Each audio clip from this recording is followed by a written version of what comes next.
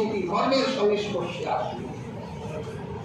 আর যতদিন পর্যন্ত তুমি ধর্ম আর রাজনীতিকে আলাদা রাখবা, ততদিন পর্যন্ত তোমার এই রাজনীতিতে মানব হত্যার রচনা রচিত হবে। মানুষের মূল্য তোমার এই রাজনীতিতে থাকবে না।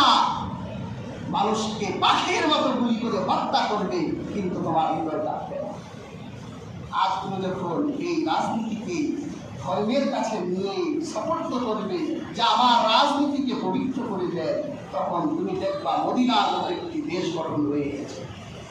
তুমি দেখবে হযরত আবু বকর, ওমর, ওসমান, আলী, হায়দাররা যেরকম রাজনীতি পৃথিবীতে প্রতিষ্ঠা করে কিয়ামত পর্যন্ত দৃষ্টান্ত রেখে গেছে, তুমি দেখবে এইরকম একটি রাজনীতি পৃথিবীতে আবার চলে এসেছে।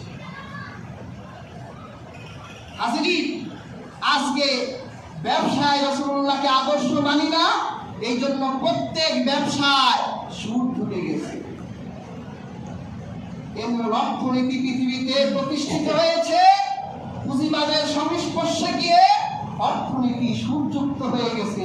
যেখানে হাত দেন সেখানে ইন্টারনেট ছাড়া আর কোনো কথা নাই। যদি ইসলামের কাছে যেতেন, যদি ইসলামী অর্থ ব্যবস্থার কাছে যেতেন, তিনি একটি হালাল অর্থ ব্যবস্থা ইসলাম আপনাকে দিত। আজকে আপনি বিভিন্ন গভর্নমেন্টের জবে যাচ্ছেন, আজকে চাকরি বাকরিতে রাসূলুল্লাহ আদর্শ না থাকার কারণে সরকারি কর্মকর্তা, গাড়ির ড্রাইভারও কোটি কোটি টাকার মালিক হয়ে যাচ্ছে দুর্নীতি করে। কেন? কারণ তার চাকরিতে রাসূলুল্লাহর আদর্শ নেই। যদি থাকতো তাহলে সে বিশ্বাস করত রাষ্ট্রের একটি পয়সা দুর্নীতি করার অর্থ হলো 16 কোটি মানুষের অর্থকে আত্মসাৎ করা। জীবনের প্রত্যেক ক্ষেত্রে, ব্যক্তিগত জীবনের দিকে তাকান, আপনার চুলে রাসূলুল্লাহর আদর্শ নাই। চুলের আদর্শ নিয়েছেন মেসি আর নেইমার, আর নতুন নতুন যত ভাষণের চুল আসে, বানরের মতো চুল রাখে, সাদা, কালো, নীল, লাল, চুলের যে এত বাহারি রং, গেঞ্জি একটা পরে, মানুষের আদর্শ যে না গেঞ্জি পরে পরে যে ভালোবাসে, কিয়ামতের দিন তো ভালোবাসার নেতা করে যাইয়া জাহান্নামে নিয়ে যাবে।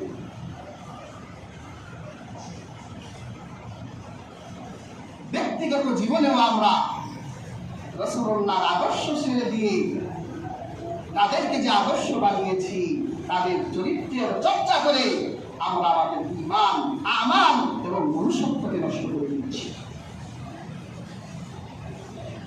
প্রিয় হাজিরিন,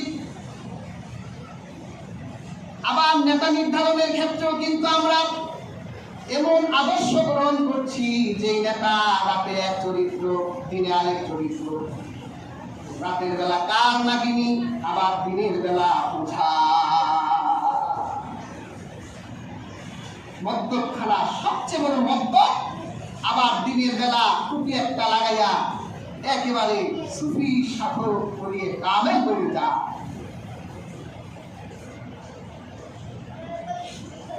আর মুহাম্মদ সাল্লাল্লাহু আলাইহি সাল্লাম কেমন আদর্শ, আল্লাহ তো নির্বাচন করে দিলেন আদর্শটা। কেমন আদর্শ, ছোট্ট একটা শিশু থেকে রাস্তার পাগল পর্যন্ত সবার আদর্শ হলো মুহাম্মদ সাল্লাল্লাহু আলাইহি সাল্লাম। দুই একটা দৃষ্টান্ত দেই। আল্লাহ পাক কোরআনে এটা রাসূলকে, রাসূলুল্লাহ যে ছোটবেলায় ছোটদের জন্য আদর্শ, আল্লাহ কোরআন কারিমে বলেন, আলাম ইয়াজিদকা ইয়াতীমান ফাআওয়া ওয়া ওয়াজাদাকা দাল্লান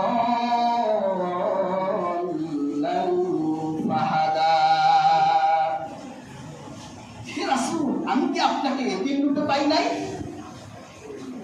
অতঃপর আমি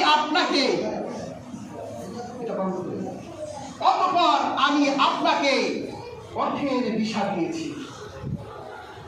এই আয়াত থেকে বোঝা যায় রাসূলুল্লাহ জন্মের পর থেকে আমার আল্লাহর আশ্রয় ছিল।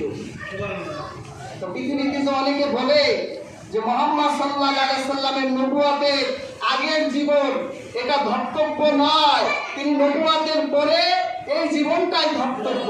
তাহলে রাসূলুল্লাহ নবুয়তের পূর্ব জীবনটা প্রশ্নবিদ্ধ ছিল, এটা বোঝাতে চাইলে আপনি তো কোরআনের আয়াতের সাথে বিশ্বাসঘাতকতা করলেন। আল্লাহ তো তার রাসূলকে 1000 বছর আগে তার রাসূলের ছোটবেলার কথাটাও বলে দিলেন যে তিনি এতিম ছিলেন, আল্লাহ তাকে আশ্রয় দিলেন। তাহলে রাসূলুল্লাহ কার আশ্রয় ছিলেন ছোটবেলায়? আল্লাহর আশ্রয় ছিল। তাহলে আল্লাহ কি গায়েব হিসেবে দুর্বল? মাআযাল্লাহ।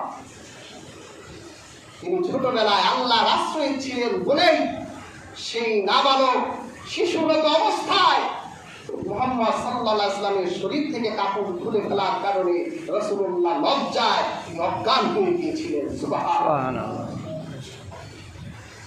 একটা শিশুর আদর্শ রাসূলুল্লাহ। এই জন্যই তো রাস্তায় হাঁটলে বের হলে শিশুরা রাসূলুল্লাহকে দেখলে সবাই দৌড়ে রাসূলুল্লাহর কাছে চলে আসতো। শিশুকালের সবচেয়ে প্রিয় হলো খেলাধুলা করা। বাপ মায় চকলেটটা ডাক দিলেও বাচ্চারা খেলার মাঠ থেকে উঠাইতে পারে না, আর রাসূলুল্লাহকে দেখলে এমনি বাচ্চারা খেলার মাঠ থেকে দৌড়ে রাসূলুল্লাহ চারিদিকে বসে পড়তো। সুবহানাল্লাহ। রাসূলুল্লাহর ঘরে একটা শিশু ছিলেন হযরত আনাস। রাসূলুল্লাহ 10 বছরের খাদিম ছিলেন।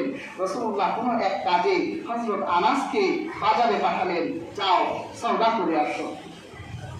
হযরত আনাস তিনি বাজারের দিকে যাচ্ছে, হঠাৎ করে দেখে যে মাঠে তার পুত্ররা খেলাধুলা করছে। ছোট বাচ্চা চিন্তা করলো একটু খেলে দিলে তারপরে বাজারটা করে রাসূলুল্লাহর কাছে যায়।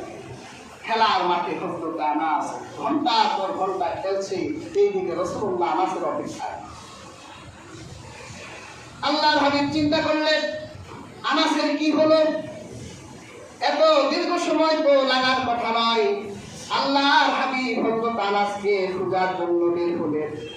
যখন বাজারের দিকে রওনা হলেন, আল্লাহর হাবিব দেখলেন একটা মাঠে বাচ্চারা খেলাধুলা করছে, অনেক দর্শকরা দাঁড়িয়ে আছে। আল্লাহর হাবিব তাকাই দেখলেন বাচ্চাদের ভিতর হযরত আনাস।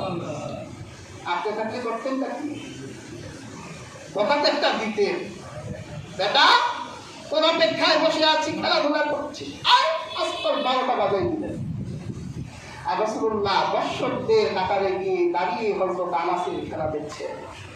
হঠাৎ করে আনাসের চোখটা রাসূলুল্লাহ দেখে আনাস চিন্তা করলো, হায় হায় করলামটা কি?